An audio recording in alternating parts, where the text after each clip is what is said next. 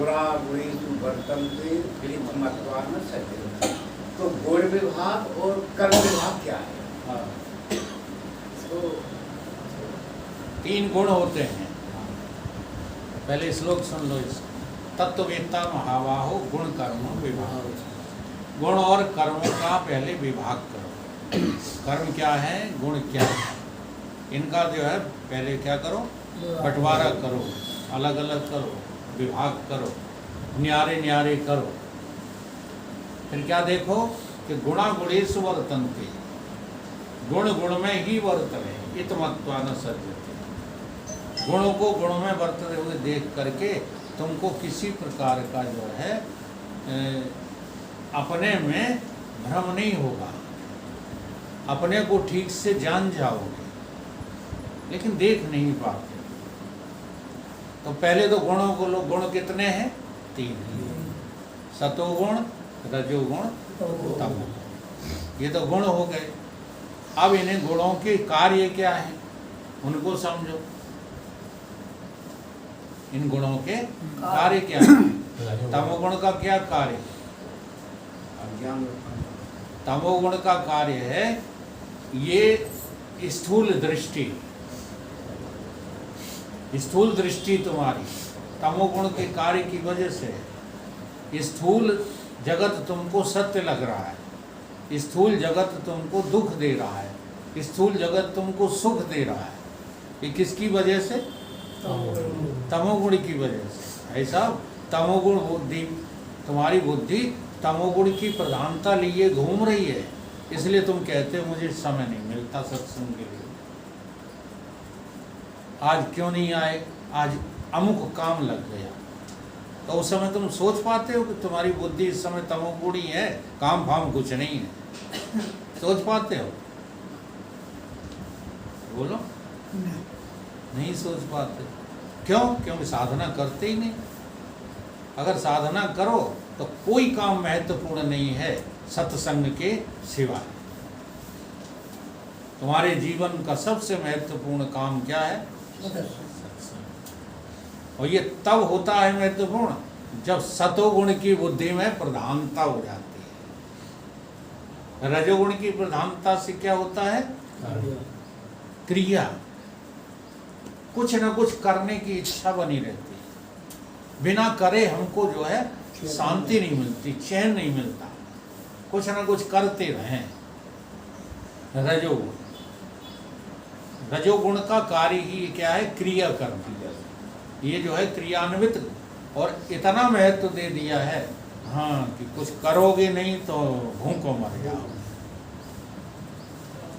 ये रजोगुण को महत्व दे दी। और सतोगुण की प्रधानता में क्या होता है? केवल भगवत भाव बनता है, केवल जो है जिज्ञासा होती है। ये सतोगुण की प्रधानता है। तो ये तो गुण भाग हो गया। अब कर्म विभाग क्या है? कर्म कैसे बनता है? तो कर्म के लिए जो है थोड़ा 18वें अध्याय के श्लोक को जो है उठा करके समझ लेंगे। उसमें 5 हेतु कर्म के बताए हुए हैं। अधिष्ठान, कर्ता, करण, देव और चिष्टा। ये कर्म विभाग है। इस कर्म विभाग को देखिएगा। अधिष्ठान माने ये शरीर, अधिष्ठान माने शरीर, कर्मों का अधिष्ठान है शरीर। बिना देह बने आपको कर्मों में रुचि नहीं हो सकती। कर्मों में रुचि आपको क्यों होती है? क्योंकि आप देह। बहुत जो है साधारण सा जवाब है। कर्मों में रुचि क्यों होती है? देह के कारण, देह की वजह से। ये तुम देह बने हो इस कारण से। देह है नहीं, देह तो 3 कालों में नहीं है, लेकिन तुम बने फिरते हो देह। क्यों? तमोगुण प्रधान है। और यही कलयुग की परिभाषा है। तामस बहुत, रजोगुण थोड़ा, कल प्रभाव विरोध चंगोरा।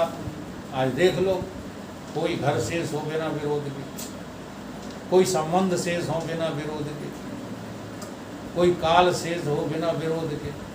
हर समय, हर संबंध में, हर जगह विरोधाभास, विरोधाभास। तमोगुण की प्रधानता की वजह से होता है। तो अधिष्ठान कर्मों का बन जाता है और कर्मों का कर्ता कौन बन जाता है? अंतःकरण। अंतःकरण की उपाधि से ये जीव कर्ता बन जाता है। अगर अंतःकरण की उपाधि न हो तो तुम कर्ता थोड़े ही हो, जीव हो, लेकिन जीव होते हुए भी कर्ता नहीं। वेद अंतःकरण को तुम जो है अपने ऊपर अपनी मेहनत हो तो मैं करते हो किसको लेकर के? मन को, बुद्धि को, चित्त को, अहंकार, ये मैं तो कर्ता बन जाते हैं। और करण माने इंद्रियां, इंद्री भी तुम बने घूमते रहते हो। इस प्रकार से इंद्री में देवता सहायक हो जाते हैं। इंद्री नाम झरोखा नाना, तहाँ तहाँ सुर कर बैठे थाना, आवत देते हैं विषय भी। अच्छा, हमको कभी ये लगता है कि देवता हमारी जो है पतन के हेतु बन रहे हैं? अगर लगे तो काहे जो पूजते फिरते हो। हाँ, इसका ये भी अर्थ नहीं है कि तुम देव पूजा बंद करके और नष्ट भ्रष्ट हो जाओ, ये अर्थ नहीं है इसका। ये केवल बात चल रही है ज्ञान की साधना की।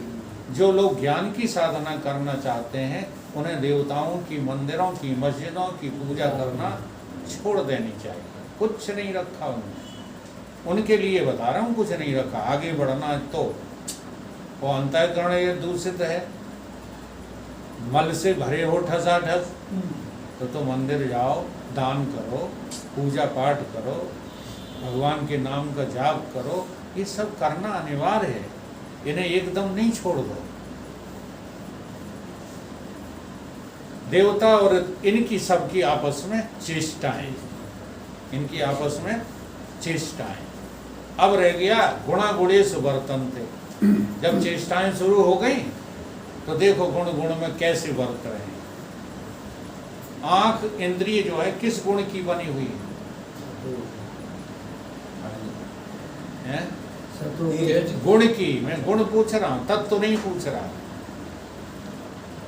आंख इंद्रिय काय से बनी है? रूप से। आंख इंद्रिय बनी है सतोगुण से। हाँ, सतोगुण की बनी हुई है, ठीक है। आंख देखती है जब, तो पैर चलते हैं। पैर किससे बने हुए? पैर किसके बने हुए हैं?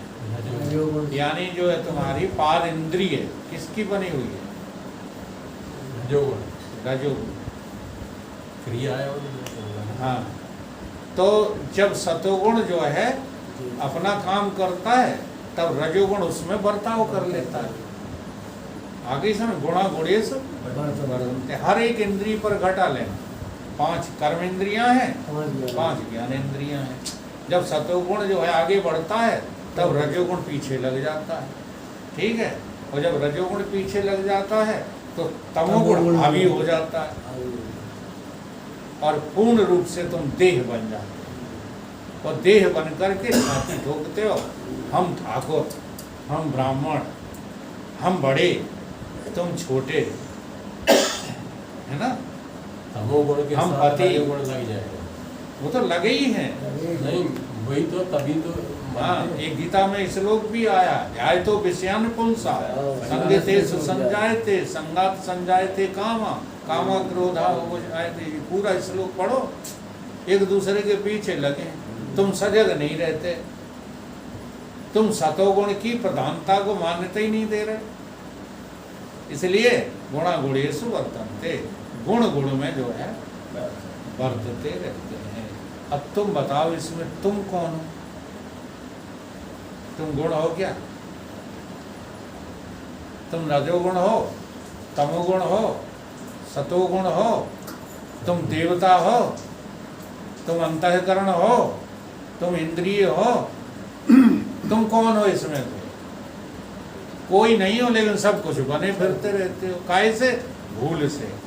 और जिस दिन तुमको बोध हो जाएगा उस दिन कहोगे ये कुछ भी माल मसाला है ही नहीं, ये तो केवल हम अपना खेल खेल।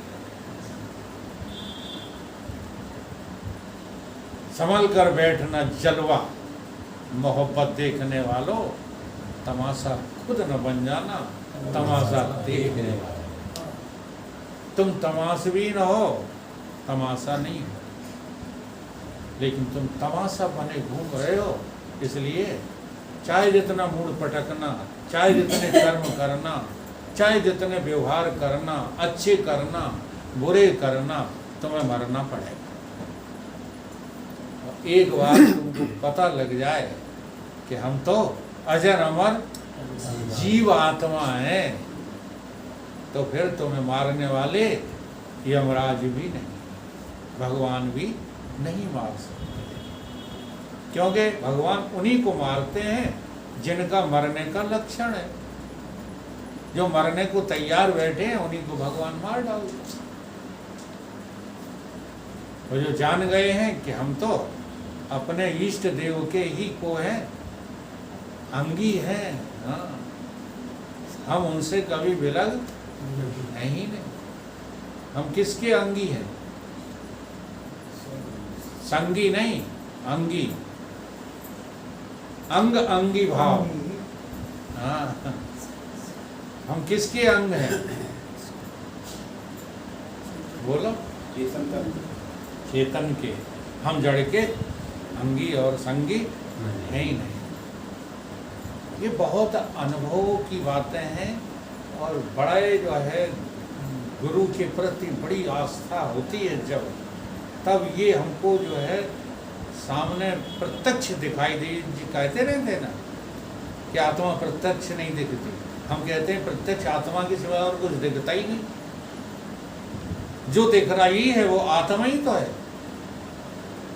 तो तब ये राज खुलता है क्या कि हमारे अलावा कहीं कुछ है नहीं। लेकिन ये पहले कहने लगना और न समझ पाना, इन दोनों में बड़ा अंतर है। पहले समझो, उसके बाद कहना शुरू करना। तो ये है गुण का गुण में वर्तन।